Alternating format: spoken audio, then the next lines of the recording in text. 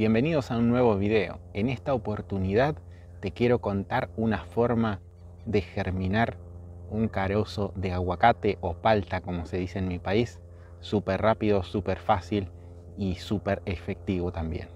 Todo súper. Para los que no me conocen, yo soy Pablo y esto es Crear y Sembrar.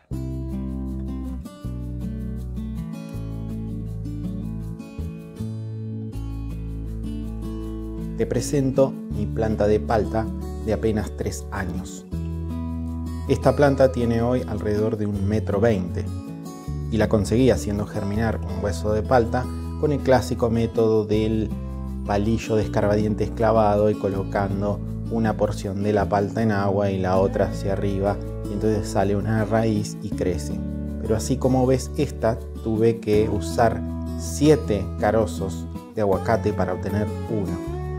También a lo largo de los años probé varias formas diferentes de reproducir la palta, incluso colocarla en tierra, que fue bastante efectiva.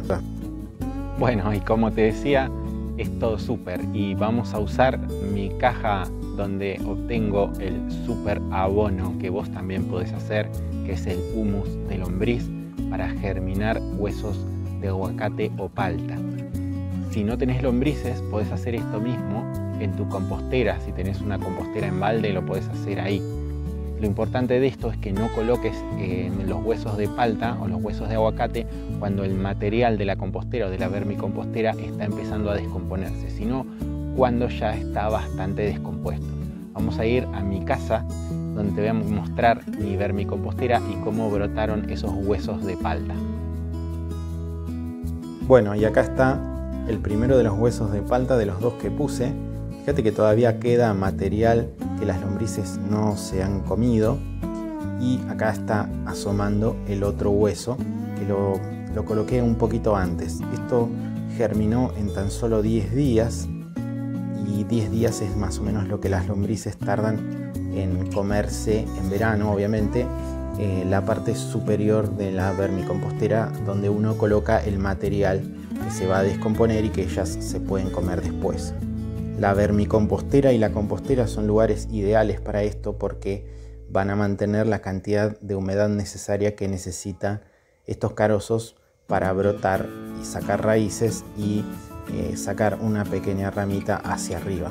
Con mucho cuidado voy a intentar extraerla y te la voy a mostrar ya directamente trasplantada en tierra, en una maceta. Fíjate qué preciosura de sistema radicular que tiene este.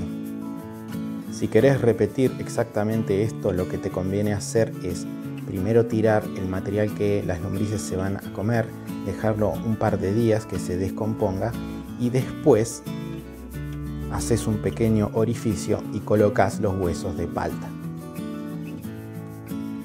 Y acá ya las ves, al día siguiente las puse en una maceta con un poquito de tierra y un poco de humus de lombriz. Yo estoy germinando palta y esta zona no es una gran zona para tener paltas. ¿Por qué? Porque llueve poco, porque hay muchísimo viento, y ninguna de las dos cosas es buena para las paltas. Pero hay algunos árboles de palta en algunas casas que tienen reparo al sur y que tienen riego. Entonces hay alguna posibilidad de tener la palta en mi casa y la voy a aprovechar. Y también podría ser una buena opción tenerla en maceta, siempre reparado del viento y del frío. ¿Por qué? Porque estos árboles son bastante sensibles a las heladas, sobre todo cuando son chiquitos. Pero si vos vivís en una zona donde no hay heladas, donde hay poco viento, donde llueve bastante, más de 400 milímetros al año, aprovecha y ponete 2 plantitas de palta, porque vas a necesitar 2 para que se puedan polinizar entre ellas. Vas a estar unos cuantos añitos para poder cosechar alguna palta, pero vale la pena. Si sos de los afortunados que tienen árboles de palta, contame tu experiencia en los comentarios de este video.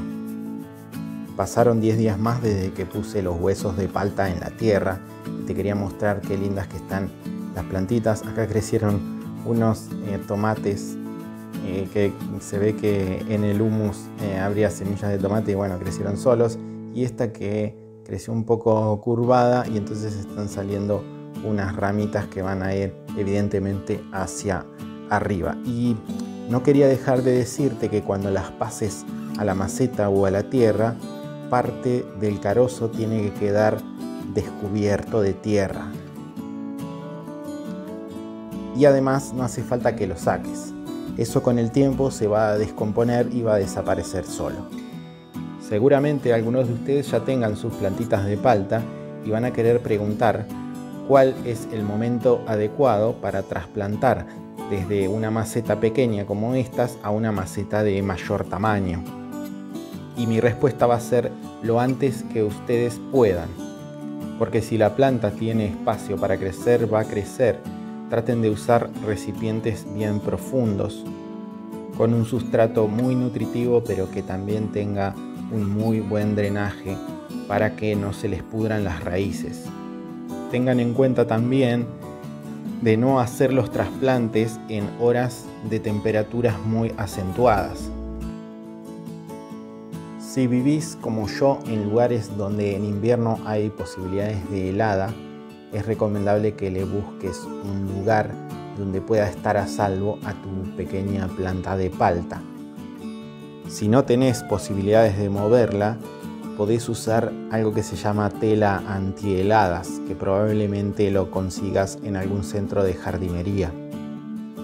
Si usás esa tela, es importante que le coloques un tutor que sea de mayor altura que la planta, sujetes la tela a ese tutor y que la tela también cubra la maceta. Además, a mayor tamaño de maceta, mayor posibilidad de que resista las inclemencias del tiempo, sobre todo las bajas temperaturas, que es lo que más va a afectar a este tipo de plantas. Esta planta, por la altura que tiene, ya debería tener su propio tutor. Como está en un patio muy pequeño, en un rincón, además, donde hay poco viento, no le puse nunca su propio tutor. Si la tuviera en el otro extremo del patio o en otro lugar, ya tendría que haberle puesto un tutor para que el tronco no se doble o no se caiga por efecto del viento. Además, por el tamaño que tiene la planta, en pocos días más va a ser trasplantada a un recipiente con 20 litros de tierra. Gracias por haberme acompañado hasta el final. Nos vemos en el próximo video.